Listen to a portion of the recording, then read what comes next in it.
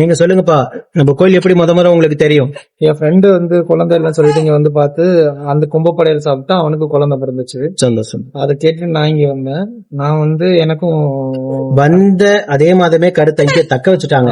கருத்தங்கன்னு அம்மாவை பத்தி நினைச்சீங்களா? அந்த தருணம் எப்படி இருந்தது? சந்தோஷம். நானும் நிறைய பேர் சொல்லி இருக்கோம். சந்தோஷம்.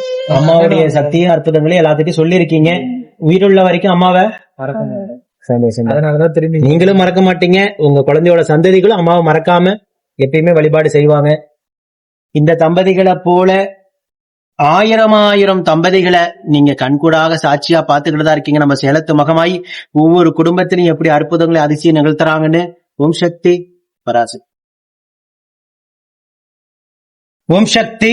புதுக்கோட்டை மாவட்டம் அறந்தாங்கி தாலுகா பெரியாளூர் கிராமத்தை சார்ந்த சிலம்பரசன் யோகேஸ்வரி தம்பதிகள் திருமணமாகி 3 ஆண்டு காலம் மழலை செல்வம் இல்லாம நம்ம சேலத்து மகமாயை தேடி வந்து அமாவாசை என்று கும்பப்படையில் பிரசாதம் வாங்கி சாப்பிட்டு அதே மாதமே அம்மா மனமிறங்கி கருவை தக்க வச்சு அழகான ஆண் குழந்தையை ஈண்டெடுத்து அம்மனுக்கு தேங்காய் பழம் பூமாலை புடவை வேண்டுதல் கடனாக செலுத்திட்டு உங்க முன்னாடி சாட்சியா நின்னுட்டு இருக்காங்க.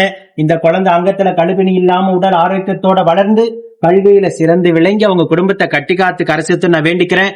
இந்த வீடியோ பார்க்கின்ற தம்பதிகள் எங்களுக்கும் மழலை செல்வத்தை குடுமா ஏமா எங்களை சோதிக்கிறேன்னு கேட்கிற அத்தனை பேத்துக்கும் நம்ம சேலத்து மகமா இல்லங்காம வரம் கொடுக்கணும்.